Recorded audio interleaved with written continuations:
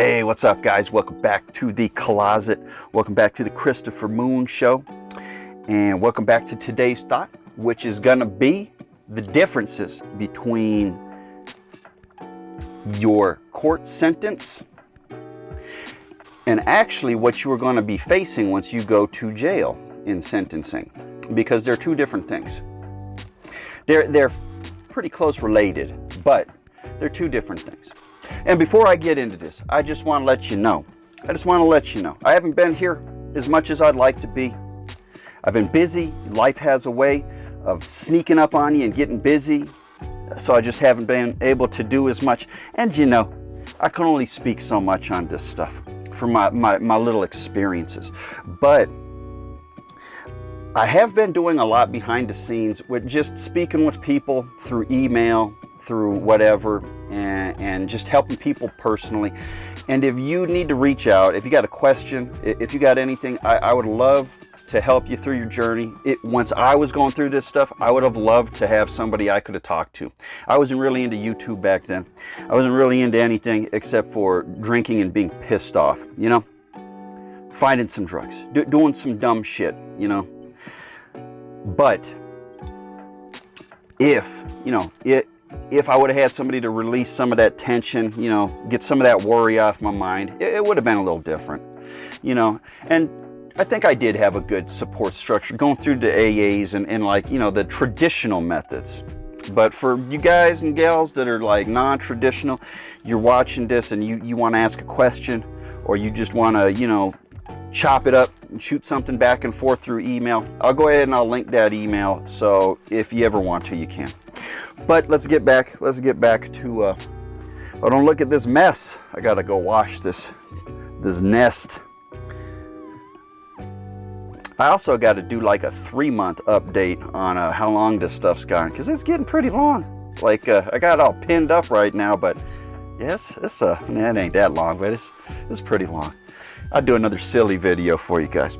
But I do want to tell you about the difference between sentencing and the actual jail you're going to. Now, before in other videos, I've said that there's a difference between jail and prison. Now, let's get this straight first. The difference between jail and prison, real fast, is jails are where you're going to go for a year. Let's say my hand is the year mark. Everything under the year you're doing in a jail. It's going to be, you know, like pods and open cells and just, you know, that 2-layered like room full of rooms, you know.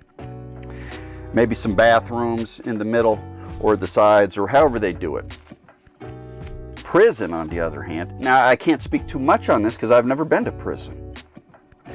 I know a lot of secondhand stuff about prison from the circles I used to roll in, but I can't really speak too much on it.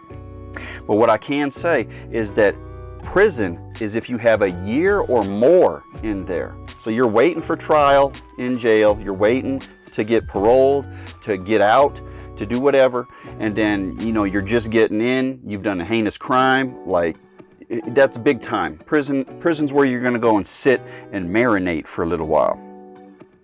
You're just going to marinate a little bit in jail. Enough to jog your head and make you realize, you know, do I like this? Is this where I want to be?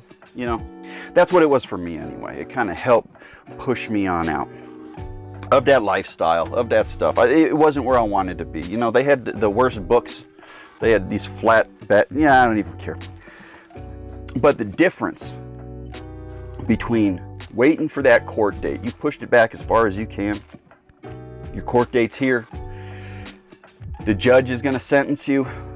You've talked to the DA. You've done whatever you've done to take the plea, to no contest, whatever. You know, whatever. Taking it all the way, going to fight it. But you are getting that. Now, they're going to say some stuff. And the judges I had, these ladies, you know, I believe they saved my life. You know. I wish I could remember more, but, you know, thank you two ladies out there. You know, thank you. I love you. I love you. But once I was there, for both my first and second DUIs, and I was getting sentenced, I remember just how scary, how horrible horrible it was, because they have a way of sentencing where they tell you the full penalty that you could have. So you're sitting there thinking, you know, the DA's telling me I'm gonna get, you know, a week, a month, you know, whatever. That still sucks. I've never been there. I'm scared, but that's so much better than, you know, the maximum thing. They always would tell me the maximum. They'd be like, you know, they'd say my name, my real name. Chris is part of it. I'll let you have to have much. But they would say it. And they'd say, yeah, so Mr. Chris, we're going to sentence you to 365 days or, you know, whatever.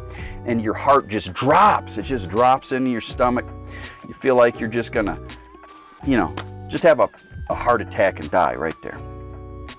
But then they say, but we're going to suspend, you know, X amount of days, and you're going to have to do, you know, and that's once they tell you the rest of the stuff, the probation, the community service, the MAD meetings, the breathalyzers, you know, all of that stuff. All that stuff, they're going to tell you that. And then it still feels a little better, but you're still freaked out, you know. And they did that the second time around too. You know, we're going to suspend 360 days. So you only got 5 days to do. And you're like, oh crap, you know. So it doesn't feel as bad after you're done, but it's really scary like the moment they say it. But then let me tell you this. Let me tell you this for you guys and gals that are just getting into this and it's like getting scary. Those dates are coming up, it's getting scary. Or the date did come up and you're getting ready to turn yourself in and it's getting really scary. You're getting weird thoughts. You want to run away. You want to go hide. Like you don't need to. You don't need to. Remember what I say. It's not that bad. It's not that bad for one. If you got to sit through your whole sentence, you can do it. It's not that bad. But two, the most important thing is that the court makes the law. They make the sentence that you're going to get. So they sentence you to whatever's going to happen to you. But then once you go to jail and you turn yourself in, you're a county, you know. County's got a different set of rules. They look at the severity of your crimes. They look at how crowded the jail is. They look at, you know, how good you are. You know, they look at different things. They look at their staffing, you know. They're required to hold you for whatever time. But like if there's some reasons inside there, and it takes manpower, it takes work to house you in that place. Now they're not making too much money off of it at county. Now in prisons, now there's a whole, you know, these guys are making money. They're making money off of the people that are in there. You know, this is all a money game. It's all a money game. But what you need to realize is that it might be different. They might tell you you're getting a month once you go in. They told me I was going to get this amount of time, and I ended up getting a very small amount of time, you know? That's happened to a lot of my friends. You go in really worried, like, oh man, I'm going to have to do this. And you know, sometimes you go in and you do your whole week, you do your whole month, you do your whole whatever. Because there is nothing with the jail. They're just like, okay, hold on. But the times I've experienced, the people I've talked to in Colorado, the people that I've talked to out there on the internet, some of you guys tell me all the time about like, hey, you know, I got this sentence. I was doing, you know, I was supposed to go in for this stuff. And guess what? Guess what, Chris? Guess what? I was out in a couple of days. I was out in this amount of time. It wasn't that bad.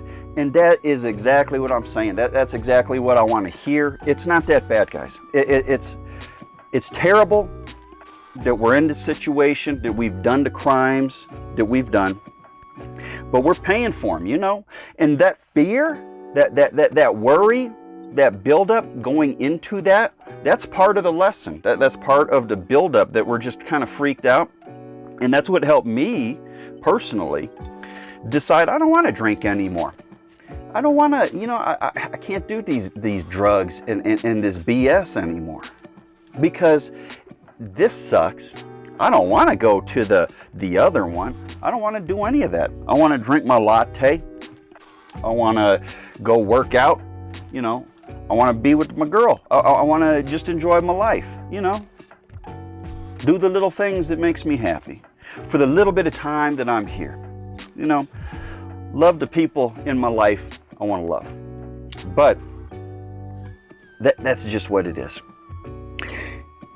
You could get the scariest sentence you ever heard, and you might end up getting out, you know, a lot sooner, a lot quicker. And I can tell you, the moment you get out of there, it's going to be like just a weight. You're going to feel a weight off of you. You're going to feel like you accomplished something. You got something behind you, under your belt that most people will never get. You know, you're going to have something, an experience that most people will never get. And I don't recommend getting any more experiences in this realm.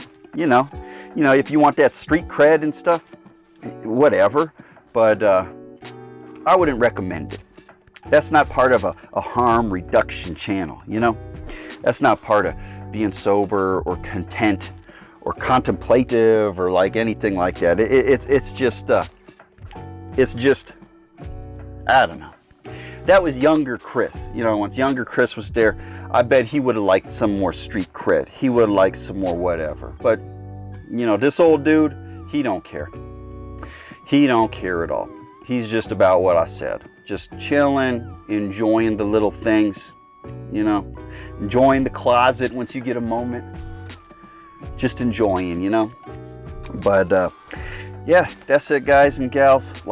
Like really, remember, if you're scared, you're going in, you're worried that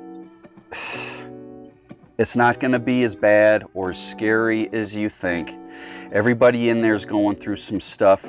They're all just as scared and as whatever. You know, just stick to yourself. You're going to be cool. Also, if you're worried about these sentences, you're worried about all this stuff, the time that you serve is going to be a lot different than what they want, because what they really want is just that parole, you know, probation, you know, not parole, I'm sorry, probation. They're going to want that probation stuff. They're going to want their MAD meetings. They're going to want their, you know, all the stuff. Community service. They're going to want you to be, you know, paying your dues and your fees and your fines and the classes. Like it's a racket. It's a racket, really. So just get ready for like a little financial pinch, because that's what this is. It's scary. It's scary. But guys, gals, this is a financial pinch they're putting on you. Just look at it like that. The scariest thing in your life, the craziest thing, that's so much worse than this is going to be. You're going to get through this. You're going to be good. Promise. It's not that bad. Not that bad. But anyway, guys, I love you. I hope you're doing good out there. I hope you had a wonderful holiday season, a wonderful, safe New Year's. And I hope that the harm that we do to ourselves, I hope it's reducing. I hope that everything, you know, is good in our lives. I hope everything is doing great. But anyway, I love y'all. Have a great day, and I'll see you in a little bit. Maybe I'll do that hair video. So later.